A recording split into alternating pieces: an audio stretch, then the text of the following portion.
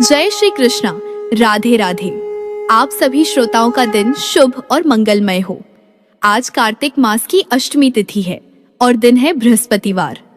आज आप रसपान करेंगे कार्तिक मास महात्म्य का 24वां अध्याय। उससे पहले आप सभी श्रोताओं को गोपाष्टमी की ढेरों शुभकामनाएं। गोपाष्टमी की भी कथा आप सभी को हमारे चैनल पर मिल जाएगी। उस कथा का भी रसपान अवश्य करिएगा। तो आइए प्रत्येक दिन की तरह आज के अध्याय का भी शुभारंभ भगवान श्री कृष्ण की सच्ची कथा के साथ करते हैं। ब्रजभूमि जहाँ हर कण में माधुर्य है, हर वायु में भक्ति की सुगंध घुली है, जहाँ वृक्ष, लता, पशु और मानव सभी एक ही नाम जपते हैं, श्याम सुंदर कृष्ण गोपाल। इसी पावन भूमि के एक सुदूर शांत वन में निवास करते थे ब्राह्मण कण्व, तप, त्याग और नारायण भक्ति के प्रतीक। उनके लिए संसार केवल उनके इष्ट का नाम था। उनका श्वास प्रश्वास, उनका ध्यान, उनकी तृप्ति सब कुछ नारायण में ही लीन था। परंतु ईश्वर की लीला कितनी अद्भुत है। भक्त जब अपने आराध्य की आराधना में डूब जाता है, तब कभी कभी स्वयं भगवान उसकी भक्ति की परीक्षा लेने किसी न किसी रूप में आते हैं, बाल रूप में, मुस्कान में या स्नेह में। और वही हुआ उस दिन जब ब्राह्मण कण्व की साधना, उनका भोग, उनका तप एक बालक की मुस्कान से टकराया। वह बालक कोई साधारण नहीं था, वही नारायण थे, अर्थात गोकुल के कान्हा, जिन्हें कण्व अपने हृदय में खोजते रहे। वह स्वयं उनके द्वार पर खेलते हुए आए। जहाँ एक ओर भक्ति की सरलता थी, वहीं दूसरी ओर प्रेम का गूढ़ रहस्य। यह कथा केवल ब्राह्मण और बालक की नहीं, यह भक्ति और भगवान के मिलन की कथा है।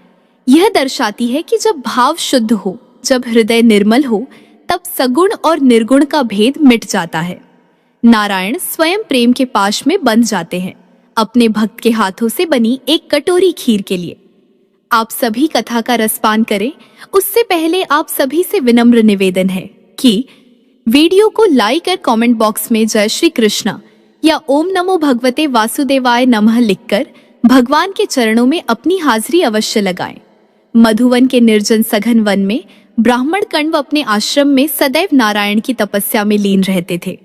आश्रम के समीप वन क्षेत्र से जो कुछ भी कंदमूल फल उन्हें प्राप्त होता, वह अपने इष्ट नारायण को अर्पित कर देते और उसी को प्रसाद रूप से ग्रहण कर तृप्त हो जाते। आश्रम के निकट ही कल कल कर बहता हुआ झरना होने से उन्हें जल के लिए भी कहीं नहीं जाना पड़ता था। इस प्रकार उस एकांत वन में उनकी नारायण भक्ति अबाध्य रूप से चल रही थी। बाह्य जगत से बेखबर, एकांत सेवी होकर वे केवल अपने नारायण के ध्यान में ही मस्त रहते थे। भक्त अपने इष्ट की भक्ति ईश्वर के रूप में करता है। वह इष्ट ही उसकी दृष्टि में सर्वस्व है, सर्वोपरि है। इससे पहले ब्राह्मण कण्व कभी कभी ब्रजराज नंद और ब्रजरानी यशोदा के घर चले जाया करते थे।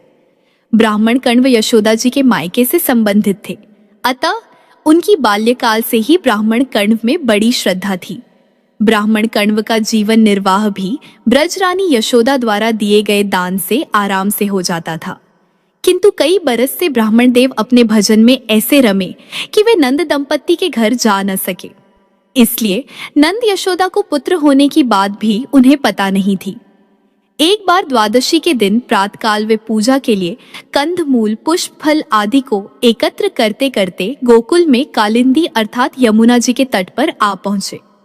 वहां पर कुछ गोपियां आपस में भगवान श्री कृष्ण की रूप माधुरी व बाल लीलाओं की चर्चा कर रही थीं।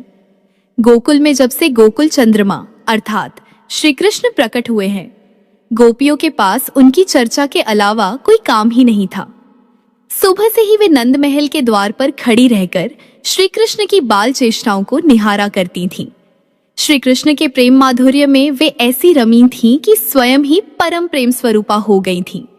प्रेम स्वरूप श्री कृष्ण की चर्चा ही उन्हें प्रिय लगती थी। ब्राह्मण कण्व जब वहां पहुंचे तो एक गोपी दूसरी गोपी से कह रही थी, जब मैं नंदरानी के यहाँ मथानी मांगने गई तो वहां नंद जी के आंगन में एक अद्भुत दृश्य देखा और उसे देखकर मैं अपने आप को ही भूल गई। उस शोभा का विस्तार मैं कहाँ तक करूं, उसे तो देखते ही बुद्धि कुंठित हो जाती है। मेरे मन का भी पता नहीं कि वह श्याम सुंदर के किस अंग में लीन हो गया है। उसे मैं ढूंढकर हार गई पर पा न सकी हूँ। गोपियों के मुख से निकली कन्हैया की उस रूप माधुरी ने सीधे कण्व के हृदय में प्रवेश किया और वे अपने आप को रोक न सके और गोपियों से जाकर पूछने लगे, हे गोप सुंदरियों, तुम लोग किसके पुत्र की बात कर रही हो?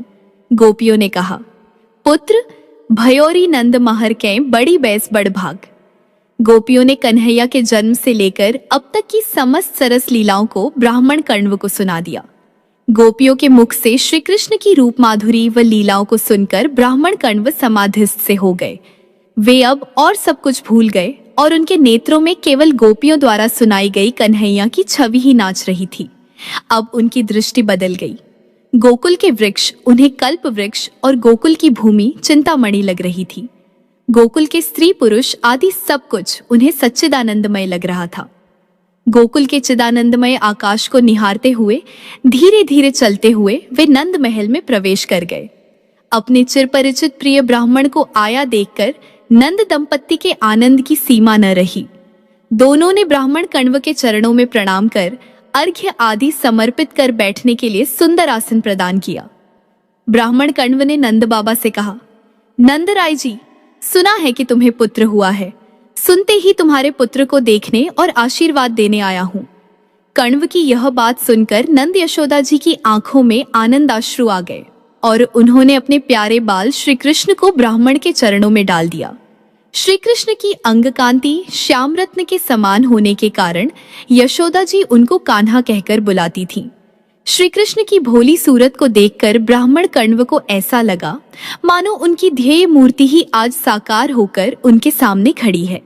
कण्व का अंग प्रत्यंग नाच उठा। श्री कृष्ण के रूप सौंदर्य व बाल सुलभ भाव भंगिमाओं ने जिसके मन को पकड़ न लिया हो, जिसके चित्त को रिझाया न हो, रमाया न हो, ऐसा कौन अभागा व्यक्ति होगा। व्रजरानी यशोदा ने ब्राह्मण कण्व से कहा, हे ब्राह्मण देव, इतने दिनों बाद आप पधारे हैं और इतनी देर भी हो गई है। द्वादशी का पारण आज यहीं करें। आज तो मैं आपको पारण किए बिना कदापि नहीं जाने दूंगी। ब्राह्मण कण्व ने कहा, मैं तो स्वयं पाकी हूँ, अर्थात अपने ही हाथ से बना भोजन ग्रहण करता हूँ। यशोदा जी ने कहा, हे ब्राह्मण देव, शास्त्रों में कहा गया है कि जो मनुष्य अतिथि व ब्राह्मण की पूजा करता है उसके द्वारा भगवान की पूजा हो जाती है। थका हुआ अतिथि जब घर पर आता है तब उसके पीछे पीछे समस्त देवता, पितर और अग्नि भी पदार्पण करते हैं। उसकी पूजा होने पर सबकी पूजा हो जाती है। उसके निराश लौटने पर वे देवता आदि भी निराश लौट जाते हैं। अतः आज मैं आपको अपने घर से भूखा नहीं जाने दूंगी। आपके ठाकुर जी को जो प्रिय है वही बताइए। यशोदा जी का आग्रह ब्राह्मण कण्व ने स्वीकार कर लिया और उन्होंने नंदरानी से कहा, आज मैं अपने इष्ट नारायण के लिए खीर बनाता हूँ। यशोदा जी तुरंत स्नानादि करके ब्राह्मण के लिए रसोई की व्यवस्था करने लगी। उन्होंने गौशाला के एक भाग को गोबर से लिपवाया, चूल्हे का निर्माण किया, फिर चूल्हे को गोबर से लीपकर उसका संस्कार किया। स्वयं स्वर्ण कलशी में यमुना जल भरकर लाई। एक नवीन पात्र में पद्मगंधा गाय का दूध दुहाकर रख दिया। स्वर्ण पात्रों में चावल, घी, मिश्री, शर्करा, इलायची, केसर, मेवा, करछी, सूखी लकड़ियां आदि रसोई बनाने का सारा सामान अपने हाथ से एकत्र कर ब्राह्मण से भोजन बनाने की प्रार्थना करने लगी। जितनी देर व्रजरानी रसोई की व्यवस्था कर रही थीं, उतनी देर वे ब्राह्मण निर्निमेष नेत्रों से श्री कृष्ण के सौंदर्य व उनकी बाल भंगिमा का पान करते रहे। जब वे रसोई बनाने के लिए रंधनशाला में आए तो उन्हें चारों ओर चूल्हे में, स्वर्ण कलशी में, स्वर्ण थालों में, दूध के कटोरे में, यहाँ तक कि गौशाला की दीवारों, द्वार, झरों को सभी जगह पर श्री कृष्ण ही दिखाई दे रहे थे। उनके हृदय में एक अजीब सा झंझावत चल रहा था। वे सोचने लगे, मेरी ऐसी दशा क्यों हो गई है। कुछ समय तक वे जड़वत बैठे रहे, पर उसी समय मानो उनके हृदय की इष्ट मूर्ति ने कहा, कण्व, भोग अर्पण नहीं करोगे? बहुत देर हो गई है, मुझे बहुत भूख लगी है। स्वप्न से जागे हुए से कण्व ने तुरंत सुस्वादु खीर बनाई और स्वर्ण थाल में ठंडी कर उस पर तुलसी मंजरी रख दी। इष्ट देव को भोग अर्पित कर नेत्र मूंद कर प्रार्थना करने लगे, हे वैकुंठाधिपते, हे लक्ष्मीपते, मैंने बहुत प्रेम व पवित्रता से यह खीर बनाई है, इसे ग्रहण करिए। ब्राह्मण के शब्द श्री कृष्ण के कानों में पड़े। उन्होंने सोचा, यह तो मुझे ही बुलाते हैं। लक्ष्मी का पति और वैकुंठाधिपति तो मैं ही हूँ। हमें कोई प्रेम से बुलाता है और हम नहीं जाते तो यह अच्छा नहीं है। श्री कृष्ण दौड़ते हुए आते हैं और प्रेम से धीरे धीरे खीर पाने लगते हैं।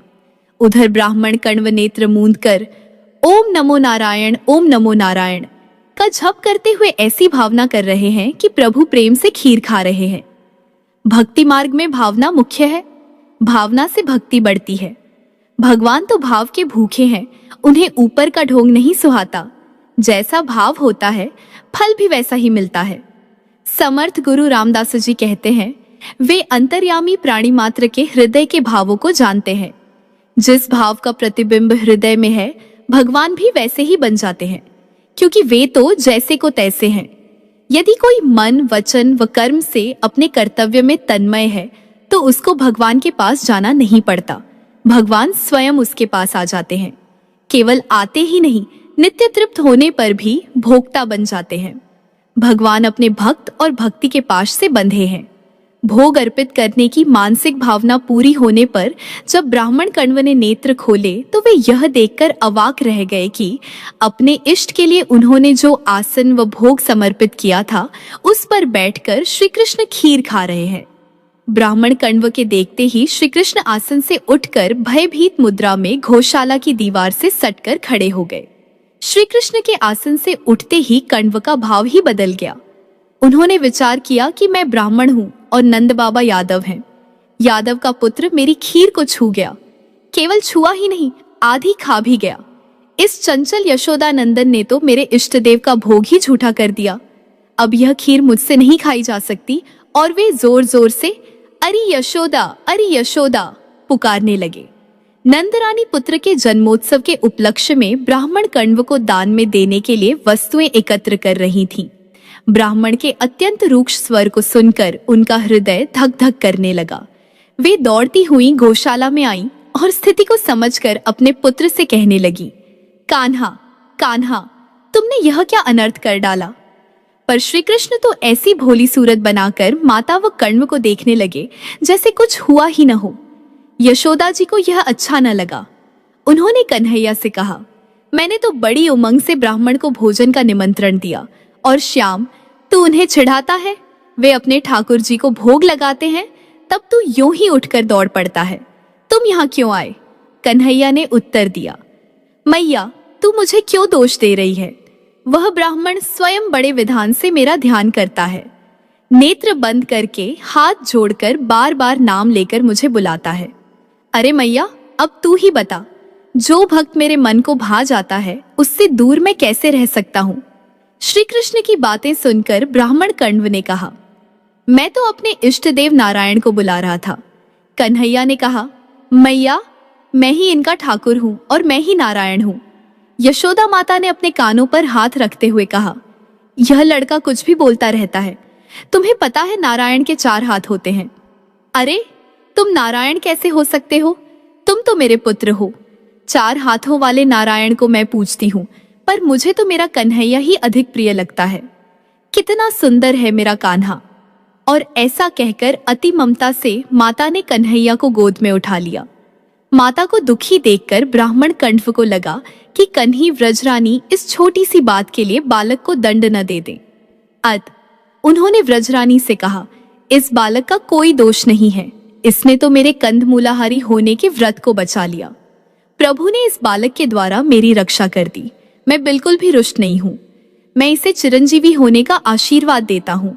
तुम्हारे पुत्र का मंगल ही मंगल होगा। बहुत देर हो रही है, अब मैं चलता हूँ। व्रजरानी रो पड़ी। उन्होंने ब्राह्मण देव से कहा, बालक के अपराध का मार्जन तभी संभव है जब आप पुण्य खीर बनाकर मेरे घर पारण करें। व्रजरानी के विशिष्ट आग्रह के आगे कण्व झुक गए और उन्होंने उनके आग्रह को स्वीकार कर लिया। व्रजरानी यशोदा ने पुण्य स्नान कर एक दूसरी गौशाला को लीप कर भोजशाला तैयार की और खीर बनाने के लिए समस्त सामग्री स्वर्ण व रजत पात्रों में एकत्र कर दी। ब्राह्मण देव पुण्य खीर बनाने में लग गए, पर नंदनंदन का खीर से सना मुख उन्हें भूल ही नहीं रहा था। उन्होंने बार बार अपने मन को नंदनंदन से खींचकर अपने इष्ट नारायण में लगाने की कोशिश की, पर मन तो न जाने क्यों श्री कृष्ण की उसी झांकी में अटक गया था। खीर बनाने में वे बार बार गलती कर रहे थे, पर उस जगन्नियंता की इच्छा से खीर बन ही गई और उसकी सुवास से सारी गौशाला सुवासित होने लगी। इधर श्री कृष्ण के नटखट व्यवहार से शंकित व्रजरानी उन्हें गोद में उठाकर बाहर आंगन में आम के वृक्ष की छाया में आकर बैठ गई।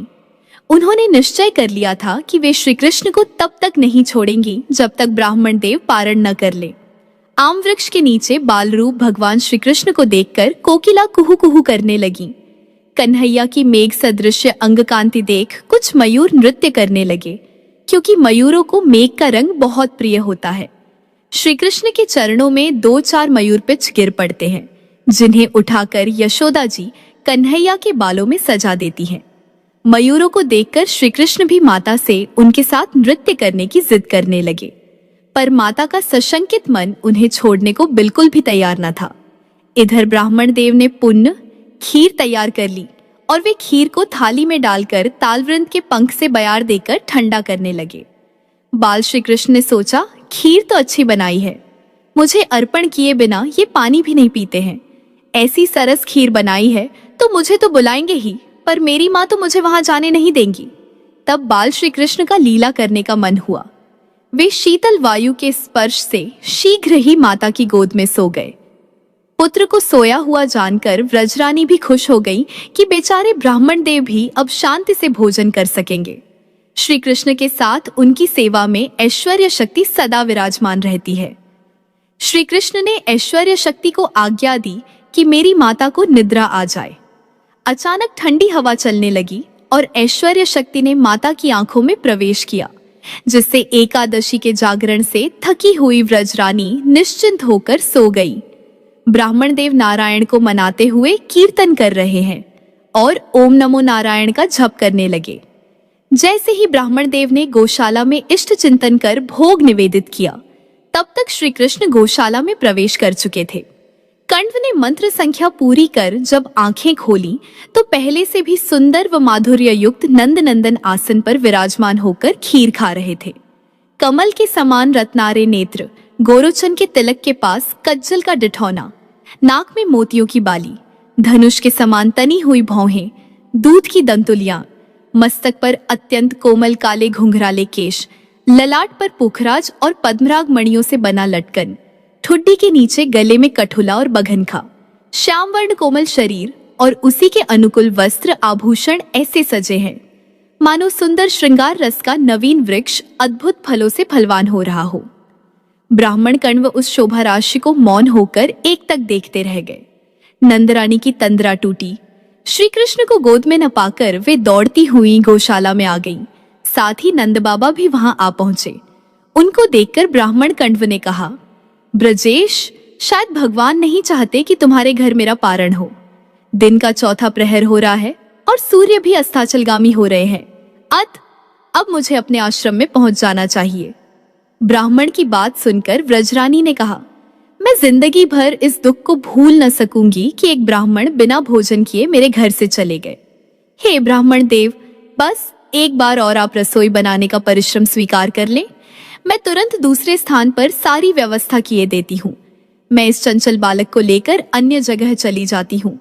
यशोदा मैया गौशाला के सभी द्वारों पर स्वयं नंद बाबा को गोपों के साथ पहरा देने के लिए बिठा देती हूँ। जब तक आपका पारण नहीं हो जाता, देखती हूँ यह बालक यहाँ कैसे आता है।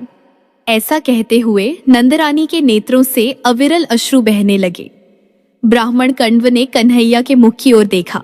उन्हें ऐसा प्रतीत हुआ कि कन्हैया माता को रोता देखकर भयभीत हो रहा है। भगवान श्री कृष्ण इतने लीलाधारी हैं कि कभी डरते हैं और कभी रोते भी हैं।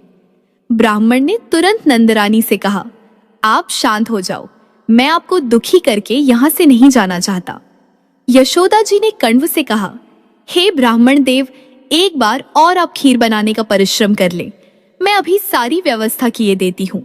तीसरी गौशाला में पुण्य खीर बनाने की सारी व्यवस्था करके नंदरानी श्री कृष्ण को लेकर बगल में उपनंद के घर चली गई। गौशाला के मुख्य द्वार पर स्वयं नंद बाबा पहरा देने लगे व अन्य गोपों को गौशाला की खिड़कियों व अन्य द्वारों पर बिठा दिया गया ताकि कहीं से भी नंदनंदन प्रवेश न कर सके। तीसरी बार ब्राह्मण देव ने जैसे ही खीर बनाकर इष्ट देव को भोग अर्पित करना शुरू किया, श्री कृष्ण माता का हाथ छुड़ाकर पूरी शक्ति से गौशाला की ओर दौड़े। गौशाला के द्वार पर ही नंद बाबा ने श्री कृष्ण का हाथ पकड़ लिया। माता यशोदा कातर होकर भगवान को पुकारने लगी, नारायण नारायण रक्षा करो, हे प्रभु मेरे कान्हा को गौशाला के द्वार पर ही रोक लो। माता ने रोष में भरकर कहा, अरे कान्हा, तुम इतने नटखट हो गए हो, सुबह से ही एक ब्राह्मण को कष्ट दे रहे हो। नंदनंदन ने भी रोष में भरकर तुरंत कहा, तू यह बात ना जाने री मैया मोहे के दोष लगावे। परमानंद वह नयन मूंद के मोही कौन जो बुलावे। नंद रानी श्री कृष्ण की बात को समझ न सकी।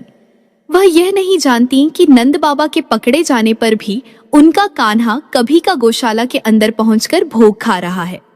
वह यह भी नहीं जानती कि जो अजन्मा है, अनादि है, अनंत है, पूर्ण है, पुरुषोत्तम है, निर्गुण है, सत्य है, प्रत्येक कल्प में स्वयं अपने आप का ही सृजन करता है, पालन करता है और फिर संहार कर लेता है, वही विराट पुरुष मेरा कान्हा है। नंद रानी तो यह कल्पना भी नहीं कर सकती कि समस्त लोकों के स्वामी, महर्षि, देवर्षि, पितृपति, दैत्येंद्र, सिद्धेश्वर आदि और संसार में जितनी भी वस्तुएं ऐश्वर्य, तेज, इंद्रिय बल, मनोबल, शरीर बल व विशेष सौंदर्य, लज्जा, वैभव व विभूति से युक्त हैं, उन सबके नायक के रूप में मेरा कन्हैया ही है। उन्हें तो यह भान ही नहीं है कि मेरी गोद में रहते हुए भी ठीक उसी क्षण मेरा कान्हा अनंत रूपों में अवस्थित है।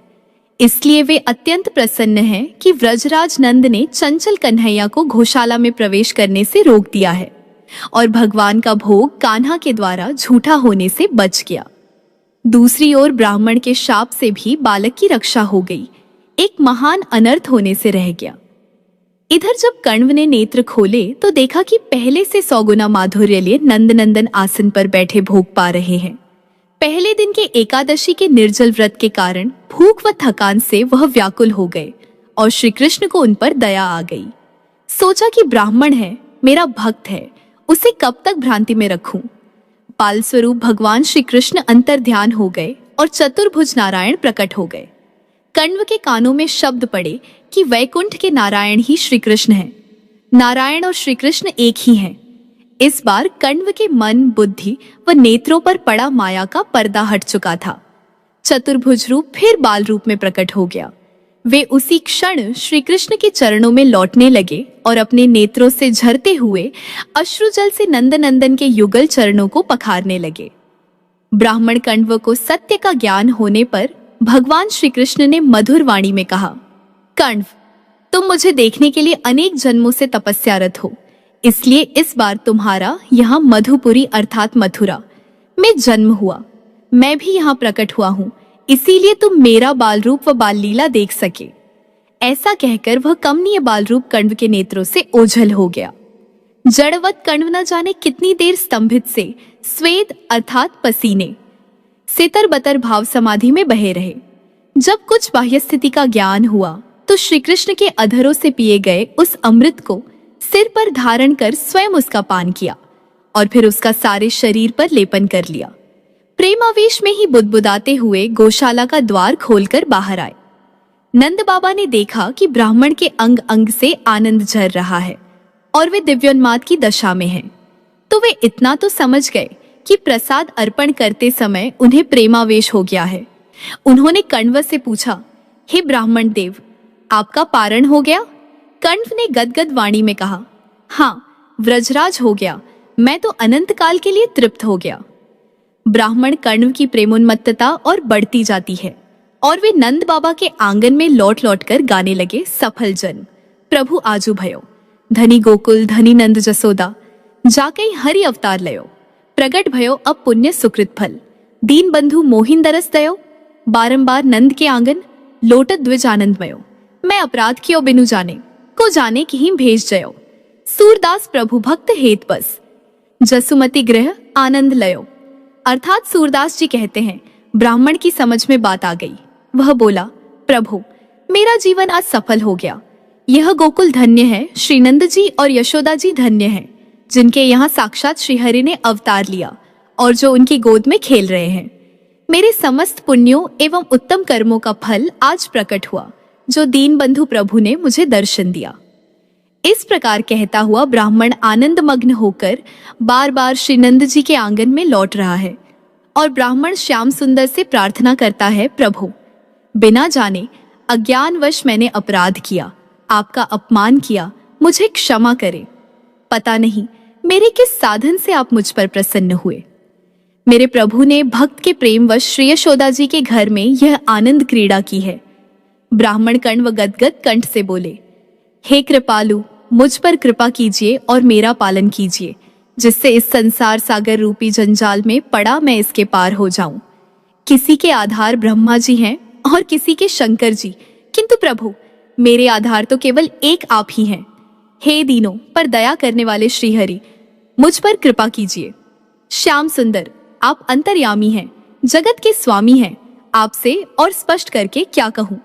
यह कहता हुआ वह ब्राह्मण आंगन में पुनः लौटने लगा। यशोदा माता को थोड़ी शंका हुई कि श्री कृष्ण परमात्मा है कि मेरा पुत्र है। कन्हैया ने सोचा कि इस ब्राह्मण ने तो सब गड़बड़ कर दी। यदि माँ मुझे परमात्मा मानेगी तो प्यार नहीं कर सकेगी। ऐश्वर्य और वात्सल्य दोनों का विरोध है। जहाँ ऐश्वर्य है वहाँ संकोच होता है। मैं प्रेम रस देने व लेने के लिए ही बालक बना हूँ। इसलिए प्रभु ने वैष्णवी माया का ऐसा आवरण डाल दिया कि यशोदा माता ब्राह्मण की सब बातें भूल गईं। माता ने सोचा कन्हैया बहुत सुंदर है, इसलिए जो आता है वही इससे प्रेम करता है। एक बार प्रेम से बोलिए, बाल श्री कृष्ण भगवान की जय। अगर आप सभी को यह कथा पसंद आई तो चैनल को सब्सक्राइब करें। अब आइए श्रवण करते हैं कार्तिक मास महात्म्य में आगे का वृतांत। ब्रह्मा जी ने कहा, हे नारद, कार्तिक शुक्ला एकादशी को भगवान विष्णु अपने 4 मास के शयन के पश्चात उठते हैं, इसीलिए इसे हरि प्रबोधनी एकादशी भी कहा जाता है। इस एकादशी का व्रत करने से वाजपेय यज्ञों से भी अधिक फल की प्राप्ति होती है और साथ ही अनेक जन्मों के पाप भी नष्ट हो जाते हैं। चातुर्मास्य 4 महीने को जो व्रत होता है वह इसी दिन समाप्त होता है। इस दिन व्रत करने वाला यदि एयुएम नमो भगवते वासुदेवाय मंत्र का जप तथा रात्रि जागरण करे तो उसे वर्ष की सभी एकादशियों का फल प्राप्त हो जाता है। इस एकादशी का व्रत सभी प्रकार की सिद्धियां और अंत में मोक्ष प्रदायक तो है ही, आज भगवान विष्णु की विशेष पूजा और देवताओं के जागने के उपलक्ष्य में समारोह भी करना चाहिए। इस व्रत के साथ साथ भीष्म पंचक व्रत करने वाले तो प्रभु के विशिष्ट प्रिय पात्र बन जाते हैं। भीष्म पंचक व्रत कार्तिक शुक्ला एकादशी से प्रारंभ होकर पूर्णिमा को समाप्त होता है। इस दिन ऋषि व पितृ तर्पण करना चाहिए। भीष्म पंचक व्रत में वसु के अवतार, शांतनु नंदन, चंद्रवंश में उत्पन्न वैयाघ्रवद गोत्र, संस्कृत प्रवर, संतति रहित गंगा के पुत्र, सत्यव्रत धारण करने वाले आजन्म ब्रह्मचारी भीष्म जी का प्रतिदिन तर्पण करने से वर्ष भर के पाप नष्ट हो जाते हैं। भीष्म पंचक व्रत करने वाला पूर्णमासी व प्रतिपदा एकम को खीर का भोजन ब्राह्मणों को करावे, यथाशक्ति दान दक्षिणा देकर उन्हें संतुष्ट करे और तत्पश्चात स्वयं भोजन करे। चातुर्मास्य व्रत करने वाले व्यक्ति इन 4 मासों में जिन वस्तुओं का त्याग करते हैं वे भी आज के दिन अपना चातुर्मास्य पूर्ण कर आज से दोबारा उन वस्तुओं का पुनः प्रयोग प्रारंभ कर सकते हैं। 88,000 ऋषि मुनियों से सूत जी ने आगे कहा, हे ऋषियों, कार्तिक शुक्ला द्वादशी को ध्वजारोपण करने से संपूर्ण पाप नष्ट हो जाते हैं। चारों वर्ण ब्राह्मण, क्षत्रिय, वैश्य व शूद्र में से जो कोई भी भगवान के मंदिर में झंडी लगाता है वह ब्रह्मा जी और अन्य देवताओं द्वारा सम्मानित होकर विष्णु लोक को प्राप्त होता है। इस बारे में जो कुछ नारद जी ने राजा पृथु से कहा वह कथा मैं तुम्हें सुनाता हूँ, ध्यान पूर्वक सुनिए। देवर्षि नारद जी ने कहा, हे राजन, इस संबंध में एक अत्यंत प्राचीन इतिहास सुनो। बहुत पहले सत्य युग में सुमति नाम का एक चंद्रवंशीय राजा था जो भगवान का परम भक्त था। सप्तद्वीपों में उसका शासन था। उसकी रानी सत्यवती भी ईश्वर भक्त और अत्यंत पतिव्रता थी। वह भगवान के सामने नृत्य करती तथा कार्तिक शुक्ला द्वादशी को भगवान के मंदिर में ध्वजा बांधा करती थी। एक दिन विभांडक ऋषि वहां पधारे। राजा रानी ने उनका अत्यंत आदर सत्कार किया।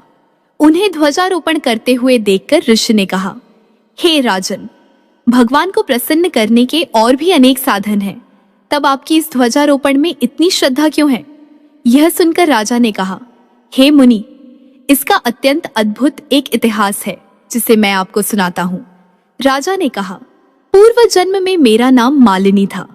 मैं ब्राह्मण होकर भी द्वेषी, कुकर्मी, महापापी तथा वेश्यागामी था। इन कुकर्मों के कारण मेरे बंधु बांधवों ने मुझे घर से निकाल दिया। इसके पश्चात वन में जाकर मैं एक टूटे फूटे विष्णु मंदिर में रहने लगा।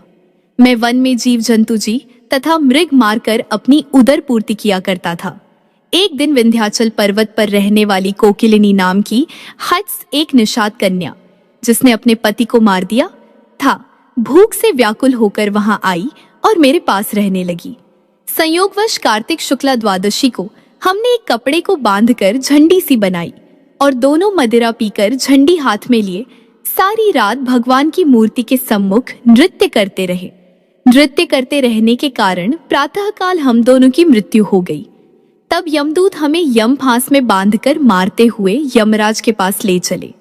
उसी समय विष्णु भगवान के दूत विमान लेकर वहां आ गए और यमदूतों को धिक्कारते हुए बोले कि तुम सिर्फ पापियों को यमपुरी ले जा सकते हो, धर्मात्माओं को नहीं। इस पर यमदूत भी क्रोधित होकर बोले कि ये दोनों महापापी हैं। जीवन भर इन्होंने एक भी पुण्य कार्य नहीं किया है, इसी कारण हम इन्हें यमपुरी ले जा रहे हैं।